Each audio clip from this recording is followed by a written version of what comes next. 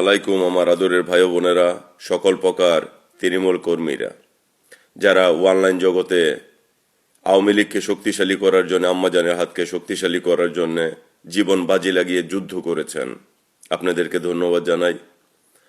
আমার ব্যক্তিগত ভিতর থেকে কিছু প্রশ্ন জনগণের কাছে রেখে দিই। আজকে যারা তৃণমূল কর্মী আছে তারা কিন্তু সর্বোচ্চ হারিয়েছে আমার মতো। আমি আজকে একজন বঙ্গবন্ধু সৈনিক, বীর সৈনিক, এটা পুরো গোটা জাতি জানে। ওই ক্ষেত্রে বলতেছি, আজকে যদি ভবিষ্যতে যদি তৃণমূল কর্মীর কোনো নামগন্ধ না থাকে, কোনো লিস্টের নাম না থাকে, তাহলে আমার মতো তৃণমূল কর্মী মাইরা ফালাইতে হইব। আমি তৃণমূল কর্মীর জন্যে যুদ্ধ করে যাব ইনশাল্লাহ।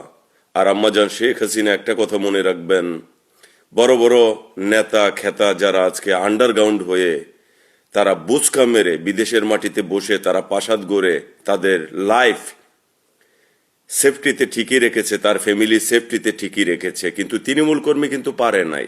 কেন পারে নাই জানেন? তারা সৎভাবে বঙ্গবন্ধুর আদর্শকে ভালোবাসে, আপনাকে দেওয়া শপথ, আপনাকে দেয়া প্রতিশ্রুতি, ভালোবাসা তারা ধরে রেখেছে।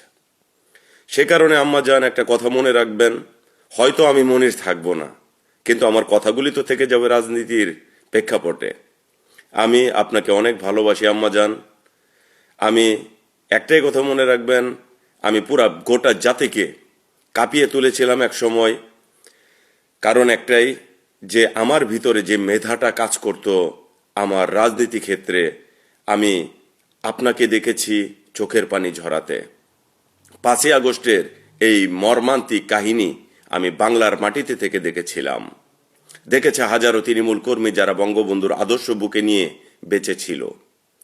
ওই প্রেক্ষাপট থেকে আজকের এই কথাটা, যদি কখনো কোনো নেতা খেতা যারা আন্ডার কাভারে আজ পর্যন্ত চেহারা দেখতে পারি নাই, তারা যদি ভবিষ্যতে সামনে চলে আসে, তাদেরকে যদি আপনি আবারও স্থান দেন, তাহলে আমি মনে করি যত পরিমাণ তৃণমূল কর্মীরা আজকে সোশ্যাল দুনিয়াতে, নেট দুনিয়াতে এবং বাংলার রাজপথে যুদ্ধ করেছে, সবাই ঐক্যবদ্ধভাবে ওই নেতা খেতাদের বিচার করবে।